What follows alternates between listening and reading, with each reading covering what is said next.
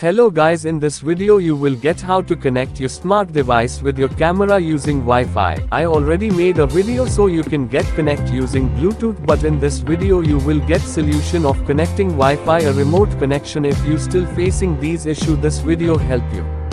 If you don't know how to connect with your smart device with your camera using Bluetooth, check out my old video, but in this video I will show that solution of Wi-Fi connection using Snapbridge, a remote photography. So firstly you have to connect with your camera. So mainly problem showing when you try to download photos using Wi-Fi but connection not successful. The actually reason is in this failure Wi-Fi networks, other Wi-Fi networks like home office or others. If your device is connected with any other Wi-Fi connection, then forget them for some time, because if your connection is still all with another device, camera hotspot will not respond to smart device. So you have to disconnect or forget all other Wi-Fi connection and go to Snapbridge. Try again, you can find connection is successful.